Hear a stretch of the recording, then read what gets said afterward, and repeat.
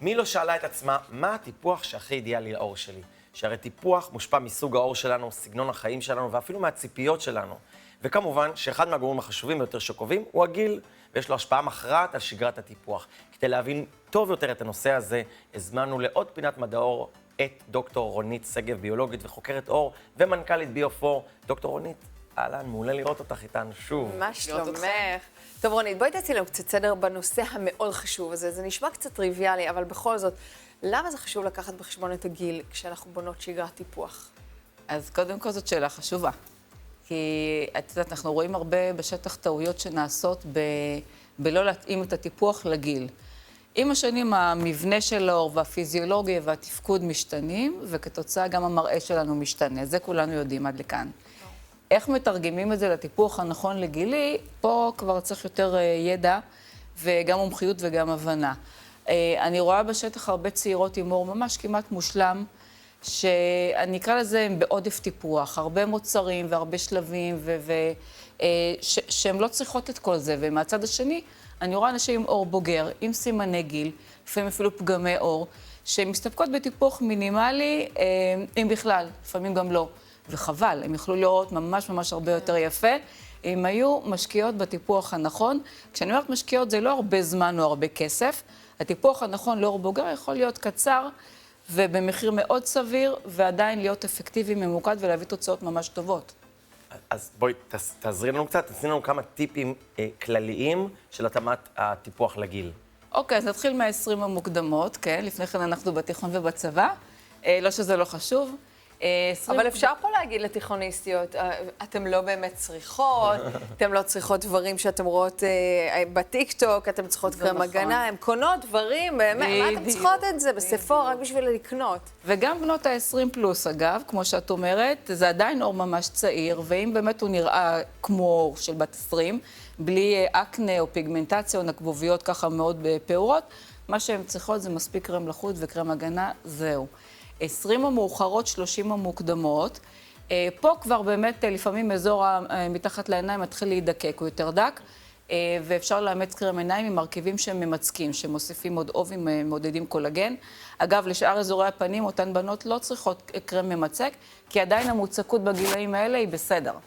ומה שכן, לשאר האזורים אפשר לאמץ קרם עם חומצות הידרוקסי, מי לא מכירה, אלפא ובטא הידרוקסי, כי בגילאים האלה לפעמים אנחנו רוצים לשפר את הטקסטורה, והיא לא מה שהייתה בגיל 20.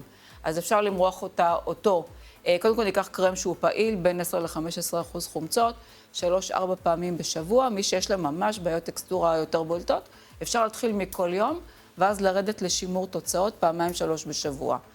זה לגילי, בוא נגיד, 30 ככה מוקדמות, ונתקדם לקראת גיל 40, 30 מאוחרות, 40 מוקדמות. פה כבר צריכים לשים זרקור על מיצוק העור, כי פה מתחיל איבוד של קולגן, העור יותר דק. נרצה להוסיף את רטינול, נרצה גם פפטידים ביומימטיים, מרכיבים שממצקים, מוסיפים עובי, ואנחנו לא זונחים את החומצות, כי החומצות עדיין נחוצות לנו להחלקת המרקם והגברת הברק וקצב תחלופת תאים שאנחנו זקוקים לזה בגיל הזה. שגרת הטיפוח כמובן תצטרך להתאים לכל אחת בהתאם למצב העור שלה.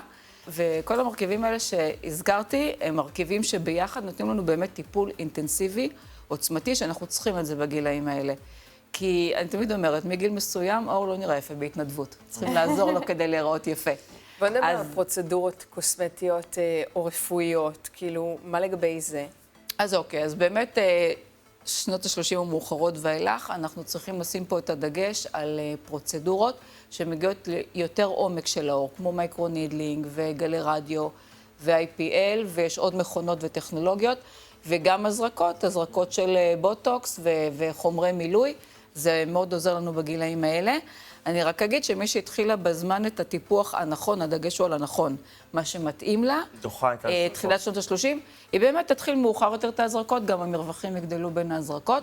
נגיד עוד משהו, אנחנו מדברים על טיפוח לפי גיל, זה לפי גיל ביולוגי ולאו דווקא גיל כרונולוגי. גיל כרונולוגי זה כמה אני. אני וזרח יש בינינו רק כמה ימים. את רואה? כן, באמת? ואני נראה כמו אבא שלה. ממש. שטויות.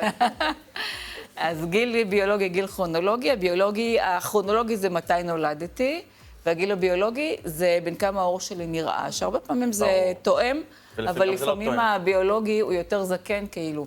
מהכרונולוגי, בגלל עישון והרבה שמש וחוסר טיפוח, גנטיקה וכל זה ביחד. והלחיות בישראל, והרבה הרבה דברים נכון. שאנחנו... אז אישה בת 33, לדוגמה, יכול להיות מצב של אישה בת 33, שהגיל הביולוגי שלה הוא יותר גדול ממנה ותצטרך שגרת טיפוח של אישה בת 40 פלוס. גם זה יכול לקרות. טוב, ובכל הדבר הזה צריך לזכור שצריך ללכת לאנשי מקצוע, שיתאימו לך את הדבר הנכון בשבילך, לגיל שלך, לטקסטורה שלך, למקום שלך, למרקם שלך. חשוב. מאוד. מאוד. תודה רבה, דוקטור רונית שגב. ליופי אין גיל, אבל לשימור שלו בהחלט כן. אז תודה, ואנחנו מחכים כבר לפינה הבאה. תודה רבה. בכיף.